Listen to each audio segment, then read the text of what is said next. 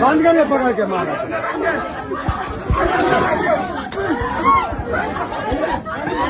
अरे सामान में आ जा रहा।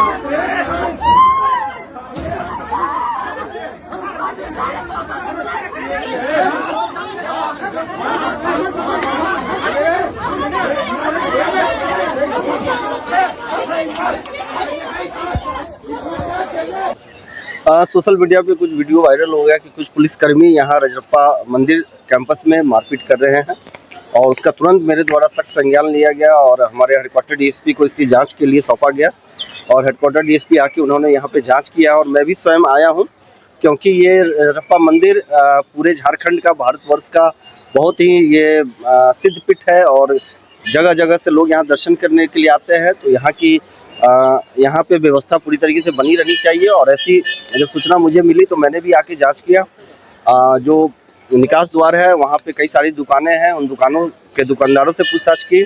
इसके अलावा जो पंडा थे, जो भी फोटोग्राफर थे, जो कुछ व्यक्ति थे, आम व्यक्ति थे, उनसे भी पूछताछ की। इसमें पता चला कि कल कुछ फैमिली वहाँ पे दर्शन करने के लिए मंदिर में आई थी, मगर वो लाइन में न लग के निकास द्वार जो कि काफ़ी पीछे है, जो कि कई दुकानों के बाद और काफ़ी गली में निकास द्वार है, जो कि आम लोगों को दर्शन करने निकलने के बाद ही पता चलता है। मगर एक फैमिली वहाँ पे पहुँच गई थी और उनके साथ में एक बुजुर्ग थे जिनको कि मानवीय आधार पर, बच्चे थे उनको मानवीय आधार पर वहाँ से दर्शन के लिए पुलिसकर्मी के द्वारा जाने दिया गया। मगर एक पुरुष थे जो कि काफ़ी जिद कर रहे थे कि हमको इसी द्वार से जाना है, मगर उनको रोका गया कि नहीं, यहाँ से दर्शन के बाद निकलते हैं, यहाँ से घुसने का परमिशन नहीं है।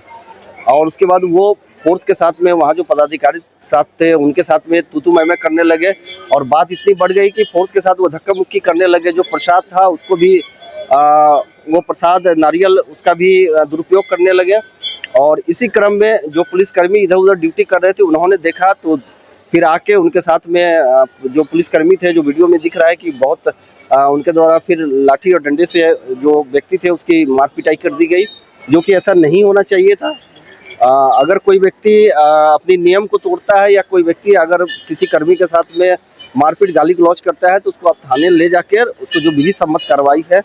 वो करिए। और इसी क्रम में उनकी वैसे पुलिसकर्मियों की जांच के क्रम में दोषी पाया गया है और वैसे 5 पुलिसकर्मियों पे कार्रवाई की गई है और उन 5 पुलिसकर्मियों को मेरे द्वारा तुरंत उनको निलंबित कर दिया गया है, सस्पेंड कर दिया गया है, जिसमें 4 जैब के जवान हैं और 1 गृह रक्षक है। और निर्देश दिया गया है कि आगे ऐसा घटना एक जो मंदिर कमेटी है, जो पंडा है, दुकानदार है और यहाँ पे जो सीओ साहब है, हमारे थाना प्रभारी डीएसपी है, उनके द्वारा